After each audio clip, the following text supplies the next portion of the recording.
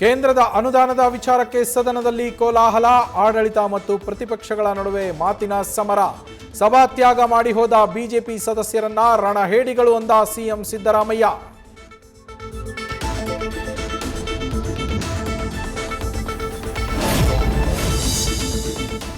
ಬಿಜೆಪಿಯವರು ನೈತಿಕತೆಯನ್ನೇ ಕಳೆದುಕೊಂಡಿದ್ದಾರೆ. ಸರ್ವಪಕ್ಷ ನಿಯೋಗ ಕೊಂಡೊಯ್ಯೋದಕ್ಕೆ ರೆಡಿ ಇದ್ದೇವೆ, ಶ್ವೇತಪತ್ರ ಮಂಡಿಸೋಣ ಅಂತ ಸಿಎಂ ಸಿದ್ದರಾಮಯ್ಯ ಸವಾಲು.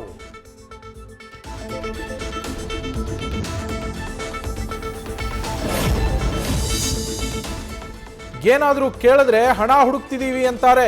ಈ ಸರ್ಕಾರ ಸಾಲದ ಸರ್ಕಾರ, ಸಾಲ ಮಾಡಿ ತುಪ್ಪ ತಿನ್ನು ಅನ್ನೋ ಹಾಗೆ ಲೂಟಿ ಮಾಡೋ ಸರ್ಕಾರ, ಗ್ಯಾರಂಟಿ ಚೊಂಬನ್ನ ಕೊಟ್ಟಿರೋ ದ್ರೋಹದ ಸರ್ಕಾರ ಅಂತ ವಿಪಕ್ಷ ನಾಯಕ ಆರ್ ಅಶೋಕ್ ಕಿಡಿ.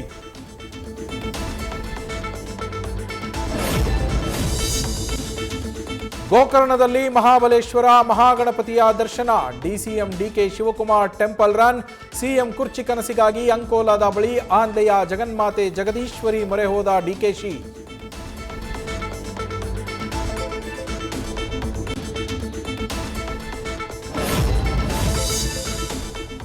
ಗರ್ಭಿಣಿಯಾದ ಬೀದಿ ನಾಯಿಗೆ ಸೀಮಂತದ ಸಂಭ್ರಮ, ತುಮಕೂರಿನ ದಸರಿಘಟ್ಟದ ತರ್ಲೆ ಬಾಯ್ಸ್ ತಂಡದಿಂದ ಸೀಮಂತ ಕಾರ್ಯ, ಕೇಕ್ ಕತ್ತರಿಸಿ ಶ್ವಾನಕ್ಕೆ ತಿನ್ನಿಸಿ ಸಂಭ್ರಮಿಸಿದ ಗ್ರಾಮಸ್ಥರು, ಭರ್ಜರಿ ಬಾಡೂಟ.